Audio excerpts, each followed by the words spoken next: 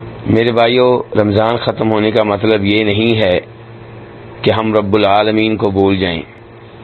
جو ہمارا رب رمضان میں ہے وہی ہمارا رب شوال کے مہینے میں ہے، وہی ہمارا رب ذی القعدہ ذی الحجہ کے مہینے میں ہے۔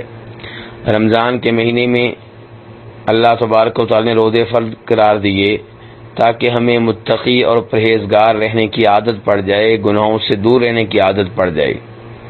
رمضان میں ہم نے بہت سے گناہ ترک کیے، اب ہمیں چاہیے کہ اسی معمول پہ رمضان کے بعد بھی چلتے رہیں، اور جن گناہوں کو رمضان میں چھوڑا تھا ان سے رمضان کے بعد بھی دور رہیں۔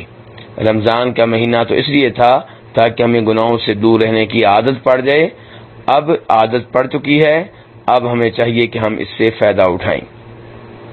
رمضان میں ہم نے رمضان کے روزے بڑے ذوق و شوق سے رکھے۔ اس کا مطلب یہ نہیں ہے کہ روزوں کا تعلق صرف رمضان سے ہے، رمضان کے بعد میں بھی روزے رکھنے چاہیے۔ چنانچہ سب سے پہلے شوال کے 6 روزے ہیں جن کے بارے میں نبی علیہ الصلوۃ والسلام فرماتے ہیں کہ جس نے رمضان کے روزے رکھے اور پھر شوال کے 6 روزے رکھے تو وہ اجر و ثواب سے ایسے ہوا، اجر و ثواب کے لحاظ سے ایسے ہوا گویا کہ اس نے پورے سال کے پورے زمانے کے روزے رکھے ہیں۔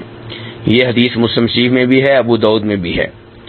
تو میرے بھائیوں، شوال کے 6 روزے رکھیں، چاہے مسلسل رکھ لیں چاہے وقفے سے رکھ لیں، ایک دن رکھ لیا 5 دن چھوڑ دیے، ایک دن رکھ لیا 1 دن چھوڑ دیے، جیسے آپ کے لیے آسانی ہو یہ روزے رکھیں۔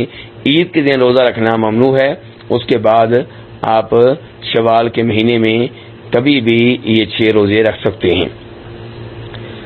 اور میرے بھائیوں، ایسے ہی محرم کے روزے ہیں، 10 محرم کا 9 محرم کا روزہ رکھنا چاہیے۔ نبی علیہ الصلوۃ والسلام فرماتے ہیں کہ 10 محرم کا روزہ مجھے امید ہے کہ اس سے 1 سال پہلے کے گناہ معاف ہو جاتے ہیں، اور یہ حدیث مسلم شریف میں آئی ہے۔ لیکن نبی علیہ الصلوۃ والسلام نے فوت ہونے سے پہلے کہا تھا کہ اگر میں زندہ رہا تو آئندہ سال میں 9 محرم کا روزہ رکھوں گا۔ تو اس سے یہ معلوم ہوا کہ 9 محرم کا روزہ بھی رکھنا چاہیے، 10 محرم کا بھی رکھنا چاہیے، اور یہ حدیث بھی مسلم شریف میں ہے۔ ایسے ہی میرے بھائیوں، شعبان کے مہینے میں نبی علیہ السلام کثرت سے روزے رکھتے تھے، تو اس مہینے میں بھی کثرت سے روزے رکھنے چاہیے۔ یوم عرفات 9 ذی الحجہ کا روزہ رکھنا، اس کے بارے میں مسلم شریف میں حدیث آتی ہے کہ نبی علیہ السلام نے فرمایا اس سے 1 سال پہلے اور 1 سال پہلے کے گناہ، 1 سال پہلے اور 1 سال بعد کے گناہ معاف ہو جاتے ہیں۔ ایسے ہی نبی علیہ السلام کی سنت ہے کہ آپ سوموار اور جمعرات کا روزہ رکھتے تھے، اور یہ حدیث ترمذی شریف میں آئی ہے، اور آپ فرمایا کرتے تھے کہ یہ وہ 2 دن ہیں جن 2 دنوں میں ہمارے اعمال اللہ کے سامنے پیش کیے جاتے ہیں، اور میں چاہتا ہوں کہ جب میرے اعمال اللہ کے سامنے پیش ہوں تو میں روزے کی حالت میں ہوں، اور یہ حدیث نسائی شریف میں آئی ہے۔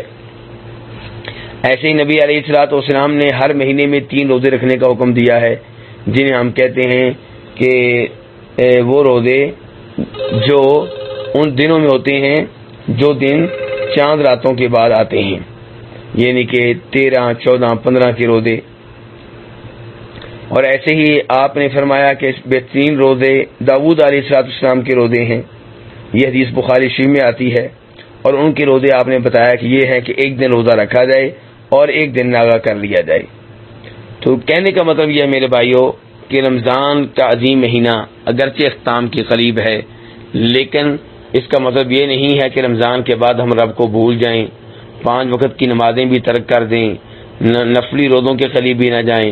نہیں میرے بھائیوں، رمضان کے بعد بھی نیک اعمال بجا لاتے رہنا چاہیے، نمازیں پابندی سے پڑھنی چاہیے۔